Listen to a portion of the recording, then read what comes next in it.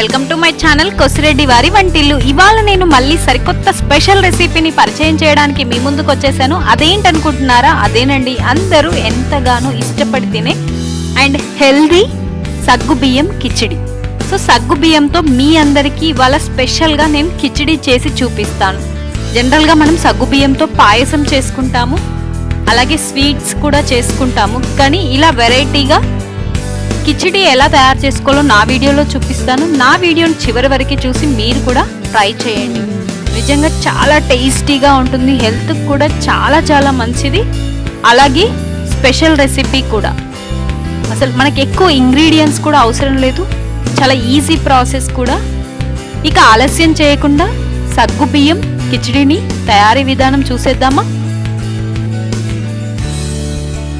ముందుగా ఒక బౌల్ తీసుకొని బౌల్లో 1 కప్పు సగ్గుబియ్యాన్ని పోసుకొని ఇందులో వాటర్ పోసి 2 సార్లు కడుక్కోవాలి. ఎందుకంటే సగ్గుబియ్యం బాగా కడిగడం వల్ల మనకి దానిపైన ఉన్న పౌడర్ అనేది మొత్తం పోతుంది. అలా పౌడర్ పోవడం వల్ల మనకి సగ్గుబియ్యం వేరువేరుగా ఉంటాయి. ఇట్లా నానబెట్టగానే మెత్తగా కాకుండా ఇలా పొడి పొడిగా ఉంటాయి. సో ఇలా వాటర్తో కడుక్కొని ఇలా 2 సార్లు నానబెట్టుకొని పక్కన పెట్టేసుకోవాలి. ఇందులో కాసిన్ని వాటర్ పోసి ఒక 1 అవర్ నానబెట్టుకోవాలి ఖచ్చితంగా.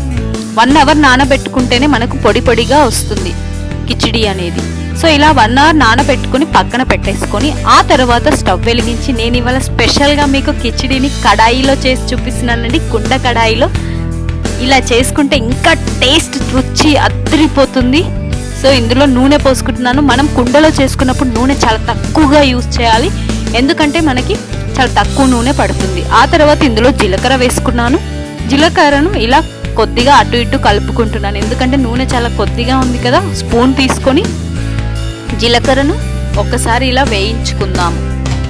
ఎప్పుడైనా మనం జీలకర్రను స్టవ్ సిమ్లో పెట్టి బాగా వేయించుకోవాలి. ఒక్కసారి కనుక మనకి ఈ కుండ కడాయి వేడి బాగా అయ్యేంత వరకు, ఒక్కసారి వేడి అయిందనుకోండి ఇంకా స్టవ్ని సిమ్లో పెట్టుకోవాలి. వేడి అయ్యేంత వరకు హై ఫ్లేమ్లోనే పెట్టుకోవాలి. వేడి అవ్వడానికి మనకు అట్లీస్ట్ ఒక 10 నిమిషాల పాటు పడుతుంది ఖచ్చితంగా. అలాగే కరివేపాకు రెబ్బలు,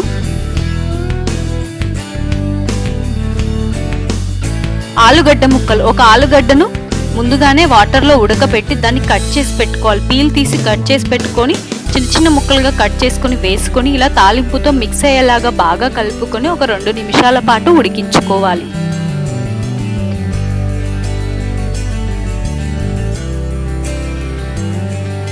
నిజంగా కుండలో చేసుకుంటే మనకి మట్టి పాత్రలో చేసుకుంటే చాలా టేస్ట్ ఉంటుందండి ఏదైనా. అలాగే ఆయిల్ కూడా తక్కువ పడుతుంది, హెల్త్కి కూడా చాలా మంచిది.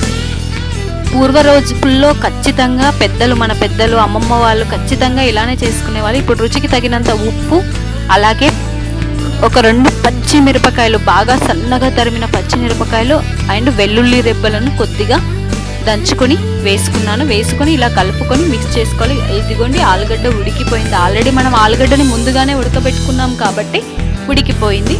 అయినా సరే కొంచెం తాలింపుతో ఇలా మిక్స్ అయ్యేలాగా మనం 2-3 నిమిషాల పాటు కలుపుకొని ఉడకబెట్టుకోవాలి. ఆ తర్వాత ఇందులో కొద్దిగా షుగర్ వేసుకుంటున్నాను. కొద్దిగా అంటే కొద్దిగా,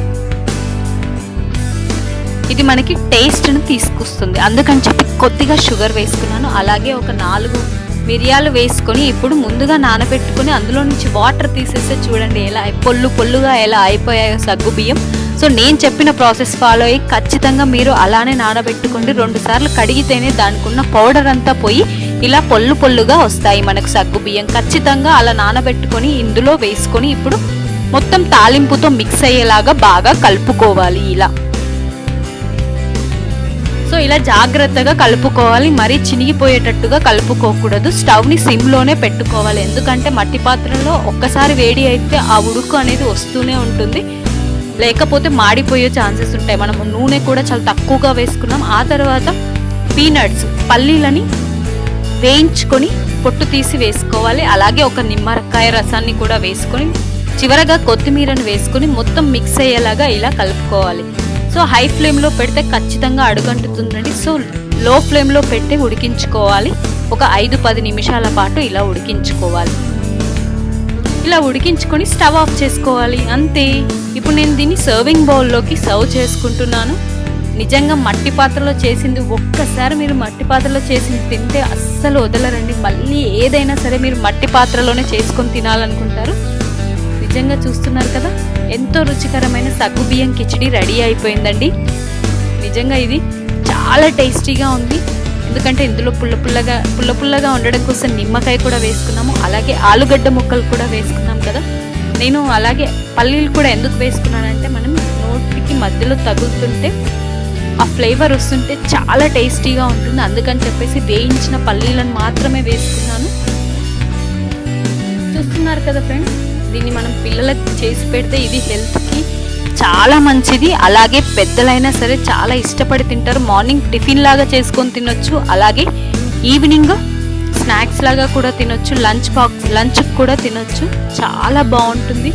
సో ఇలాంటి స్పెషల్ రెసిపీని మీరు చేసుకొని తినడానికి నా ఛానల్లో నేను మీకు ఇలాంటివి చాలా చూపించాను. సో ఇప్పటివరకు ఇంకా నా ఛానల్ ఎవరైనా సబ్స్క్రైబ్ చేసుకొని వాళ్ళు ఉంటూ నా వీడియోస్ చూస్తూ కూడా ఇంకా ఎవరైనా సబ్స్క్రైబ్ చేయని వాళ్ళు ఉంటే ఖచ్చితంగా సబ్స్క్రైబ్ చేసుకోండి.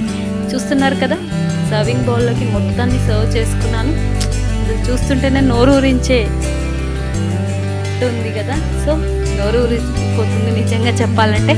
ఖచ్చితంగా నేను దీన్ని సగ్గుబియ్యాన్ని జనరల్గా మనం పాయసం చేసుకుంటాము, చాలా మంచిది అలా చేసుకొని తాగిన. ఓన్లీ సాల్ట్ వేసుకొని తాగినా చాలా మంచిది. ఇలా వెరైటీగా చేస్తే ఇంకా బాగుంటుంది, అలాగే మనకి వెరైటీ రెసిపీగా కూడా ఉంటుంది. అందుకని చెప్పి నేను ఇలా ట్రై చేశాను, చాలా రుచిగా వచ్చింది. సో మీరు కూడా మీ ఇంట్లో వాళ్ళకి ట్రై చేసి పెట్టి టేస్ట్ ఎలా వచ్చిందో నాకు కమెంట్ బాక్స్లో కమెంట్ చేయండి.